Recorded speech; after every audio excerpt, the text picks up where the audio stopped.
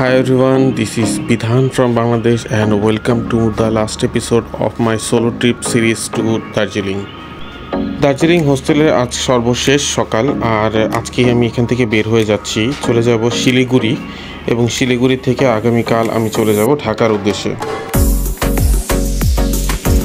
সকাল 8টায় আমি হোস্টেল থেকে সব কিছু প্যাকিং করে এবং ফর্মালিটিস পূরণ করে আমি বের হয়ে গেলাম বাইরে আর চলে যাচ্ছি বাস স্টেশনের দিকে। সো আমার টার্গেট হচ্ছে যে গভর্নমেন্ট বাস যেটা আছে সেটা দিয়ে শিলিগুড়ি পর্যন্ত যাওয়ার। এই পাহাড়ি রাস্তার মাঝখানে ভাঙা লাগেজটা নিয়ে আমার এই বাস স্টেশনে আসতে একটু কষ্ট হয়েছে এবং আসার পরে দেখলাম সরকারি বাস ফিল্ড। সো এক কাপ চা খেয়ে আমি আসলে লোকাল যে জিপগুলো আছে শিলিগুড়ি পর্যন্ত সেই জিপে উঠে গেলাম। আমার এই জিপে পড়েছিল 250 রুপি। দার্জিলিং থেকে শিলিগুড়ি পর্যন্ত এই জিপে আমার 3.5 থেকে 4 ঘন্টার মতো সময় লেগে যাবে। আর আজকে সকালের ওয়েদারটা বেশ সুন্দর ছিল, কোনো বৃষ্টি ছিল না কিন্তু ফগি একটা weather. So it was a good last impression. কার্সিয়ংয়ে এসে আমরা একটা মিডল পয়েন্ট ব্রেক নিয়ে নিই, এখানে চা বা নাস্তা করে সবাই আমরা আবার রওনা দিই শিলিগুড়ির দিকে।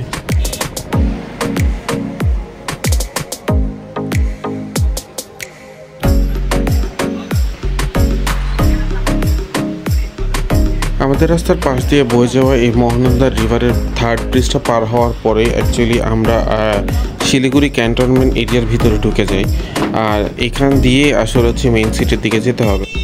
শিলিগুড়ি বাস স্ট্যান্ডে নেমেই আমি একটা অটো নিয়ে নিই এবং অটো দিয়ে চলে যাই আমি আমার হোটেলে। আমি আজকে থাকছি হোটেল ভিআইপি অলিভে আর আমি হোটেলটা বুক করেছিলাম agoda.com থেকে। হোটেলটা ছিল শিলিগুড়ি থানার একদম অপোজিটেই আর আমার এটাতে পার নাইট পড়েছিল 1500 রুপির মতন সব কিছু মিলে। So compare to price and location everything it's a good deal. AC room with double bed, clean washroom, চা খাওয়ার ব্যবস্থা, TV, wifi. So price wise it's a good option. বেশ অনেকক্ষণ ঘুমিয়ে আমি সন্ধ্যার সময় বের হয়ে যাই বাইরে এক্সপ্লোর করার জন্য। সারাদিন প্রচণ্ড পরিমাণ গরম ছিল, হিউমিড ওয়েদার। তো এর ভিতরে হাঁটতে হাঁটতে আমি চারপাশের লোকাল পার্সন, মার্কেট, কাঁচা বাজার এগুলো আসলে এক্সপ্লোর করা স্টার্ট করে দিই।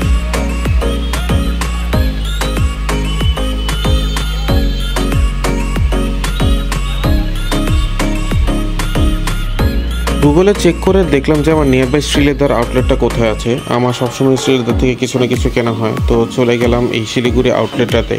কম্পারেটিভলি কলকাতা আউটলেটগুলোর থেকে এটা মোটামুটি ছোট ছিল, কিন্তু আমার যে জিনিসটা দরকার ছিল সেটা পেলাম। শ্রীলেদারের অপোজিটে ছিল স্মার্ট বাজার, তো চলে গেলাম স্মার্ট বাজারে লোকাল জিনিসপত্রের প্রাইস কীরকম সেটা একটু চেক করার জন্য। এখানে চাল ছিল 68 রুপি, কিন্তু প্রাইস ওয়াইজ আমার কোয়ালিটি খুব একটা ভালো লাগলো না। চালে পোকা ছিল, I don't know, maybe other quality should be better, but আমার চোখে ওটাই পড়েছিল। স্মার্ট বাজারে গ্রোসারি সাইডটার অনেকগুলো জিনিস ঘোরাফেরা করে দেখার পরে কিছু আমার পার্সোনাল চয়েসের কিছু জিনিস ছিল সেগুলি নিলাম, নিয়ে চলে গেলাম উপরের পোর্শনটাতে। উপরের পোর্শনে ছিল ক্রোকারিস, হাউস হোল্ড জিনিসপত্রের সেকশন। তো এখানে ঢুকে আমি দেখলাম যে আসলে এখানে কি পাওয়া যাচ্ছে, অফার কি আছে। 29 টাকায় চায়ের পটগুলো আর 39 টাকায় গ্লাসের কিছু পট ছিল। আমার ওগুলো খুব পছন্দ হয়ে যায়, তো আমি ওগুলো কিনে নিয়ে আসি। আর এখানে মাটির কয়েকটা পটারি ছিল, আমি নিজে ওই পটারিটা কিনে নিয়ে এসেছি। আমার পড়েছিল 43 রুপি।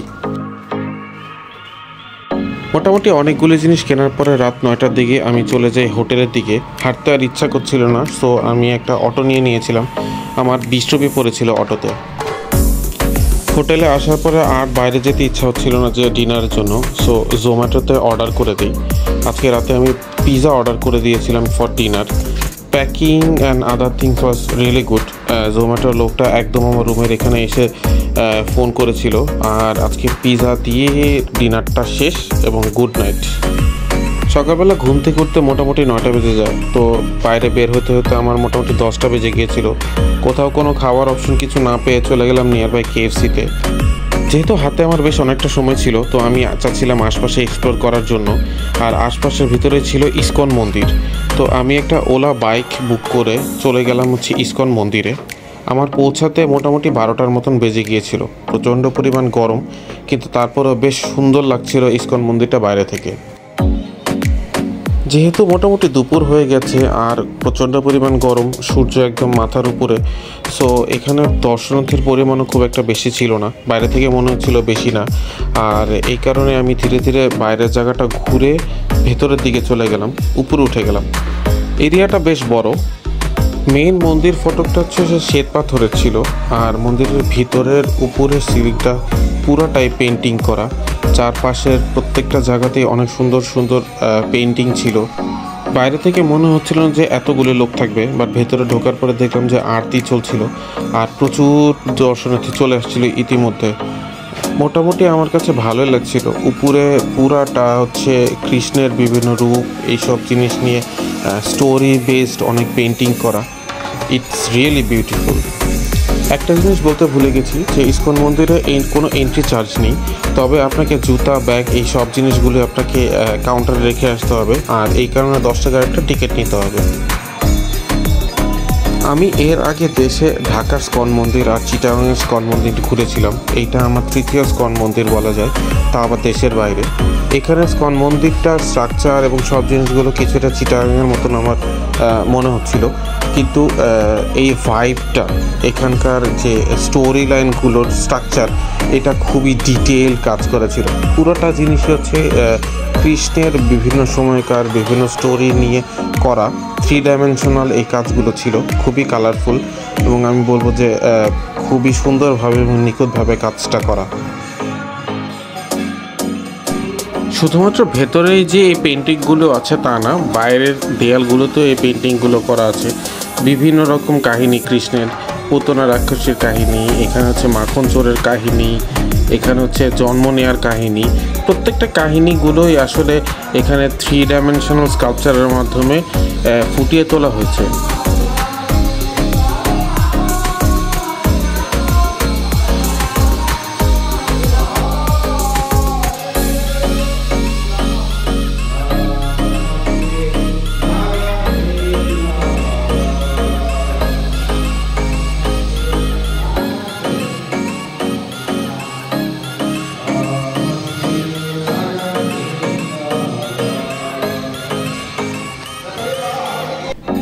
সাডেনলি ইসকনের ফাউন্ডারের এই প্রতিমূর্তিটা দেখে মনে হচ্ছিল একদম জীবন্ত। আমি আসলে হকচকিয়ে গিয়েছিলাম, কিন্তু পরে আসলে নোটিস করলাম যে এটা আসলে মূর্তি ছিল, কিন্তু সামনাসামনি দেখতে একদম জাস্ট রিয়েলের মতন। আর ইতোমধ্যে হচ্ছে সব ভক্তরা আরতি শেষে প্রসাদ নেওয়ার জন্য সিরিয়াল দিয়ে ফেলেছিল। এত বড় সিরিয়াল দেখে আমি আর দাঁড়াইনি, আমি চলে আসলাম বাইরের দিকে। বাইরের যে ছোট ছোট মন্দিরগুলো ছিল, এখানে যে একটা ফাউন্টেন ছিল, রথ ছিল, এই জায়গাগুলোকে দেখার জন্য বাইরে আসলে ঘোরাফেরা করতেছিলাম। খুবই নিট অ্যান্ড ক্লিন মন্দির, যদিও প্রচণ্ড পরিমাণ গরম ছিল, কিন্তু তারপরও এর ভিতরে হাঁটতে বেশ মজাই লাগছিল। চারিদিকে বাগান, গাছ, আর এত দর্শনার্থী হওয়ার পরেও জায়গাগুলো এত ক্লিন যে I would say it's a must visit. ঘন্টাখানেক ঘোরার পরে আমি আবার একটা বাইক নিয়ে চলে যাই আমার হোটেলের দিকে, আর ব্যাগ নিয়ে আমি মোটামুটি 1:30টার দিকে বের হয়ে যাই এনজেপি স্টেশনের জন্য। আমার ট্রেন ছিল দুপুর 3টায়, NJP two Kolkata Vande Bharat express. আর উপর থেকে আমি দেখতে পাচ্ছিলাম যে অলরেডি নিচে আমার ট্রেনটা চলে আসছে, এবং সাইনবোর্ডে আমি দেখে নিলাম যে কয় নাম্বার প্ল্যাটফর্মে। এরপরে আসার পরে সবচেয়ে বড় স্ট্রাগলটা ছিল আমার যে বগিতে সিট সেটা খুঁজে পাওয়া। এত বড় একটা ট্রেনের ভিতরে আমার বগিটা খুঁজে পেতে বেশ হ্যাসেল গেছে। আমি সামনে পিছনে বেশ দৌড়াদৌড়ি করতে হয়েছে আমাকে, খুঁজে পাচ্ছিলাম না। এরপরে ফাইনালি খুঁজে পাই আমার বগিটা, এবং বগিতে ঢোকার পরে আসলে আমার ভিশনই চেঞ্জ হয়ে যায়। একটা ট্রেন যে এত নিট অ্যান্ড ক্লিন হইতে পারে, তা আবার ইন্ডিয়ার ভেতরে, আমার আসলে আইডিয়া ছিল না। আমার ফ্রেন্ড রাশেদ বলেছিল যে it's gonna be a best experience, and it's really true. Just exactly ঘড়িতে 3টা বাজার সাথে সাথেই ট্রেন একটা বড় সাইরেন দিয়ে স্টার্ট হয়ে যায়, এবং খুব দ্রুতই স্পিড ধরে নেয়।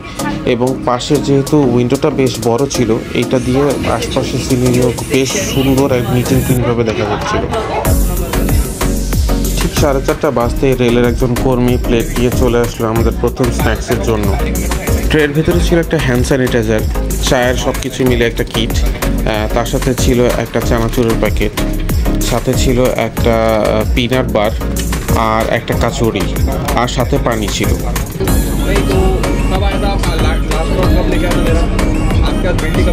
রাত্রেবেলা গিয়েছিলাম যখন, তখন আসলে নোটিস করিনি যে ব্রিজটার পাশ দিয়ে এত বড় তিস্তা নদী। ট্রেনের ভিতরে কেবিনের দরজাগুলোও বেশ স্মার্ট এবং ওয়াশরুমও বেশ neat and clean and smart. মনে হচ্ছিল যেন ফ্লাইটের ভিতরেই চলতেছি, ট্রেনের ভিতরে যা সে ফিলই হচ্ছিল না, অথবা মনে হচ্ছিল যে ইউরোপের কোনো ট্রেনের ভিতরে এখন। ঠিক 8:30টার সময় চলে আসলো গরম গরম ডিনার, আর ডিনারে ছিল হচ্ছে রাইস, রুটি, চিকেন, সবজি আর একটা চাটনি। ডেজার্ট হিসেবে ছিল 2টো করে স্পঞ্জ রসগোল্লা। পার্সোনালি আমার টেস্ট খুব একটা ভালো না লাগলেও এখানে সার্ভিং ওয়েটা বেশ সুন্দর ছিল। ঠিক 10:30টার দিকে হাওড়া জংশন পৌঁছে যাই, এবং হাওড়া জংশন পৌঁছানোর পরে আমার মাথায় একটা জিনিস কাজ করছিল যে ব্যাগ আর এই জিনিসগুলো রাখবো কোথায় এবং এতক্ষণ সময় কিভাবে কাটাবো, বিকজ আমার ফ্লাইটে যাওয়ার জন্য এয়ারপোর্টে যেতে হবে 3:30টার দিকে। তো এর জন্য আমি ক্লক রুম খুঁজছিলাম। আমি জানতাম যে হাওড়া স্টেশনে ক্লক রুম আছে। ক্লক রুম বেসিক্যালি একটা স্টেশন যেখানে আপনি একটা চার্জের বিনিময়ে আপনার ব্যাগ সিকিউরিটি এখানে রেখে যেতে পারবেন। আমার পড়েছিল একদিনের জন্য 30 রুপি। যদিও আমার একদিনের জন্য প্রয়োজন ছিল না, কিন্তু 2 ঘন্টা হোক আর 3 ঘন্টা হোক, যেই সময়টাই হোক, আমার একটা সিকিউরিটিভাবে ব্যাগটা রাখাটা ছিল খুব ইম্পর্টেন্ট। তো ব্যাগ রেখে আমি বের হয়ে গেলাম হাওড়া স্টেশনের বাইরে, এবং হাওড়া স্টেশনের তখন লাইট জ্বলতেছিল। প্রচণ্ড পরিমাণ ক্রাউড, অনেক ট্রেন আসছে, অনেক ট্রেন যাচ্ছে। এটা একটা ভরপুর crowded place I would say. Howrah স্টেশনের একদম সামনে হচ্ছে হাওড়া ব্রিজ, যেটা খুবই আইকনিক ফর কলকাতা সিটি। এই আইকনিক হাওড়া ব্রিজের উপর দিয়ে এর আগেও আমার যাওয়া হয়েছিল, তবে ট্যাক্সিতে করে। বাট এইবার একা একা এই রাতে হাওড়া ব্রিজের উপর দিয়ে হেঁটে যেতে যেতে আসলে ফিল করতে পারছিলাম যে কেন এটাকে, হাওড়া ব্রিজটাকে আইকনিক বলা হয় কলকাতা সিটির জন্য। গঙ্গার দুই পারের এই ব্যস্ত শহরটাকে কানেক্টেড করার জন্য ব্রিটিশদের এই অ্যামেজিং আর্কিটেকচার অ্যান্ড ইঞ্জিনিয়ারিং আসলে ইনক্রেডিবল অ্যান্ড অ্যামেজিং। আর এর ভিতরে আজকের আমার এক্সপিরিয়েন্স আনফরগেটেবল। তবে পার্সোনালি একটা জিনিস আমাকে আসলে বেশ ইমোশনাল করে দিয়েছিল, যে এর 2 ধারে ফুটপাতে শুয়ে থাকা দুস্থ মানুষগুলোর অবস্থা। Anyway, that's the reality, but it can be overlooked that Howrah bridge is really important for this city. রাত অলমোস্ট 1:30টা। হাওড়া ব্রিজ আর এর আশপাশের লোকজনের চাপ অনেকটাই কমে গিয়েছিল, বাট হাওড়া স্টেশনের ভিতরে এখনও ট্রেন আসছিল যাচ্ছিল, লোকজনের আনাগোনা চলছিল, তবে তুলনামূলকভাবে কম। অনেক যাত্রীকে দেখছিলাম যে এখানে প্ল্যাটফর্মে ওয়েট করতেছে। স্টেশনের ভিতরে অনেকগুলো লাউঞ্জ আছে এবং অনেকগুলো ফুড কোর্টও আছে। লাউঞ্জে আপনি ইজিলি রেস্ট নিতে পারবেন, এখানে হোটেলের মতনও ব্যবস্থা আছে। আমি একটা ফুড কোর্টের ভিতরে চলে গিয়েছিলাম, দেখছিলাম যে কি কি পাওয়া যায় এখানে। জুস থেকে শুরু করে মিষ্টি, বিরিয়ানি, সাউথ ইন্ডিয়ান ফুড সব কিছু পাওয়া যাচ্ছিল। যেহেতু খুব গরম ছিল, তো আমি একটা কোল্ড ড্রিঙ্কস নিয়ে সেটাকে এনজয় করি এবং টাইমটা পাস করতেছিলাম। 2টা বাজতেই ক্লক রুম থেকে আমি আমার ব্যাগগুলো কালেক্ট করে বাইরে চলে আসি এবং একটা ট্যাক্সি দেখছিলাম। এখানে শেয়ার ট্যাক্সিও পাওয়া যায়, তো আমি দেখলাম যে ডিরেক্ট একটা ওলা বুক করার থেকে শেয়ার ট্যাক্সি অনেক কমফোর্টেবল, এবং আরেকজনকে পেয়ে গেলাম যে সেও এয়ারপোর্টে যাবে। তো এখান থেকে একটা শেয়ার ট্যাক্সিতে করে আমরা মোটামুটি 3 জন চলে গেলাম হচ্ছে এয়ারপোর্টের দিকে। আমার এয়ারপোর্টের চেকিং টাইম ছিল 3টার দিকে, তো আমার হাওড়া স্টেশন থেকে এয়ারপোর্ট যেতে মোটামুটি 30 মিনিটসের মতন সময় লেগেছিল, যেহেতু রাস্তা পুরোপুরি ফাঁকা। আর শেয়ার ট্যাক্সিতে আমার পড়েছিল 250 রুপি। এয়ারপোর্টে ব্যাগ চেকিং, ইমিগ্রেশন শেষ করে আমার বেশ অনেকক্ষণ ওয়েট করতে হয়েছিল, বিকজ যেমন ভিড় ছিল না বলে সব কিছু খুব তাড়াতাড়ি হয়ে গিয়েছিল। আর আমার ফ্লাইট ছিল 6টার সময়, সো 5:30 থেকে হচ্ছে আমাদের বোর্ডিং শুরু করে। ফাইনালি আমার এবারকার সোলো ট্রিপের অ্যাডভেঞ্চার শেষের দিকে। সব কিছু মিলে এবারকার ট্রিপ বেশ ভালো ছিল। অনেক রকম আনসার্টেন সিচুয়েশন পার করে নতুন কিছু বন্ধু আর নতুন কিছু মেমোরি নিয়ে শেষ করছি এবারের মতন আমার সোলো ট্রিপ সিরিজ। দেখা হবে অন্য কোনো ট্রাভেল সিরিজের ভিডিও নিয়ে। In the meantime please like and share my videos and don't forget to subscribe.